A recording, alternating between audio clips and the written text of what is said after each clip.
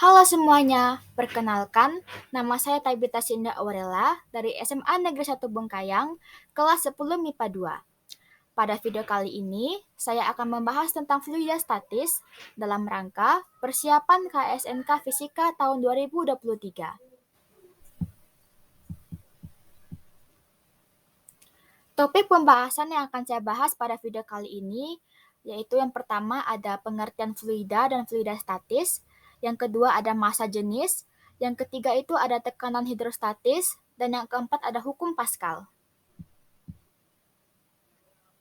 Kita masuk pada pembahasan yang pertama, yaitu pengertian fluida dan fluida statis.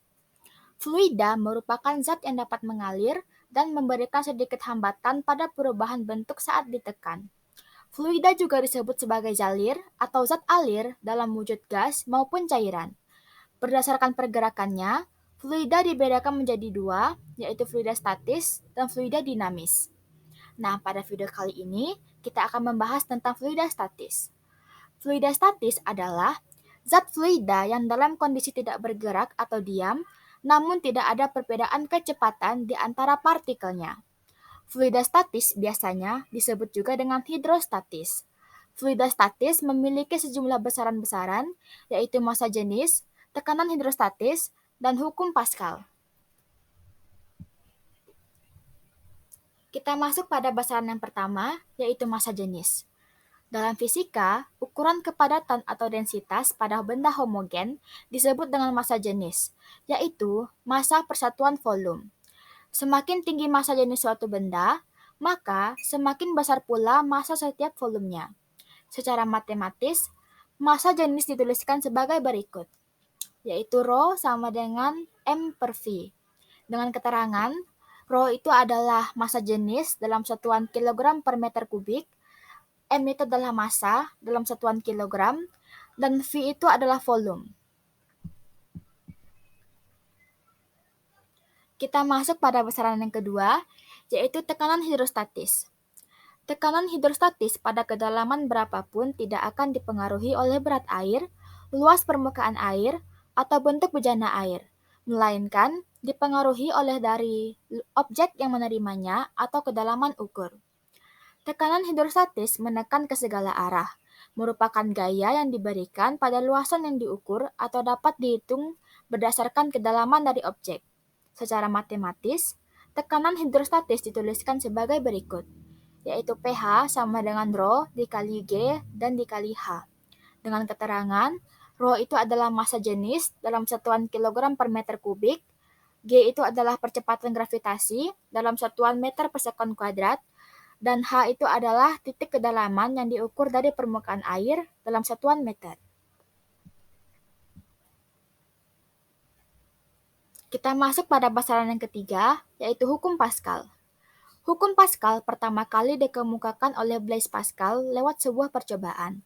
Hasil dari penelitian menyimpulkan, jika tekanan yang diberikan ke fluida di ruangan tertutup, tekanan akan diteruskan oleh fluida ke berbagai arah dengan besar yang sama rata tanpa ada pengurangan.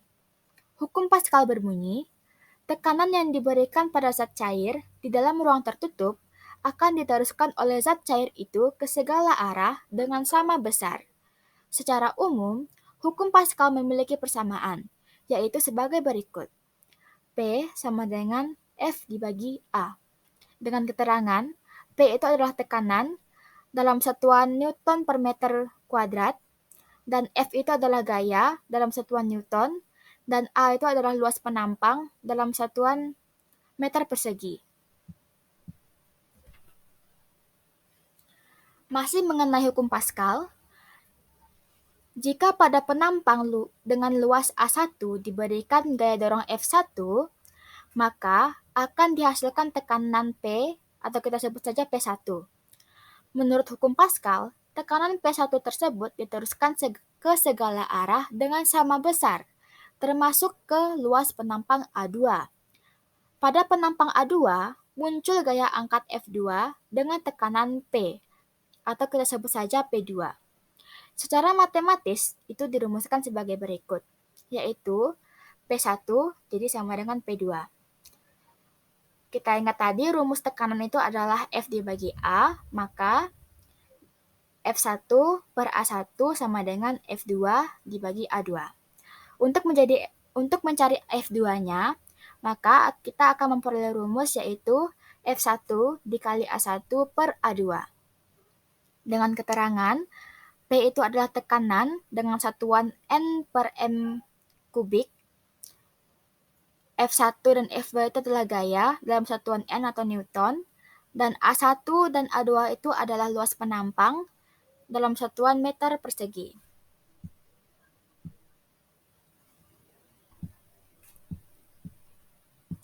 Sekarang kita masuk pada contoh soal. Sebuah bejana berisi air setinggi 100 cm. Jika percepatan gravitasi 10 meter per sekon kuadrat, maka besar tekanan hidrostatis pada dasar bejana adalah, pertama-tama, kita tulis dahulu diketahuinya. Yang pertama itu ada rho-nya atau massa jenisnya. Kalau air tawar itu massa jenisnya itu adalah 1000 kg per meter kubik. Jadi maka kita tuliskan rho-nya itu adalah 1000 kg per meter kubik. Dan G atau percepatan gravitasinya 10 meter per sekon kuadrat. Dan kedalamannya itu adalah 100 cm. Karena satuannya itu adalah meter, maka kita ubah 100 cm ini ke meter. Sehingga 100 cm ini dibagi dengan 100, karena dia naik 2 tangga, jadi 1 meter. Sedangkan yang ditanya sini adalah tekanan hidrostatis atau pH-nya, maka kita akan menjawab dengan rumus pH tadi, itu adalah rho dikali G dikali H, atau massa jenis dikali percepatan gravitasi dikali kedalaman. Maka kita kalikan semua, rho-nya adalah 1000, percepatan gravitasinya tadi adalah 10, dan kedalamannya adalah 1 meter. Sehingga kita kalikan semua dan menjadi 10.000 Newton per meter persegi. Nah, sekian video pembahasan dari saya. Sampai jumpa minggu depan.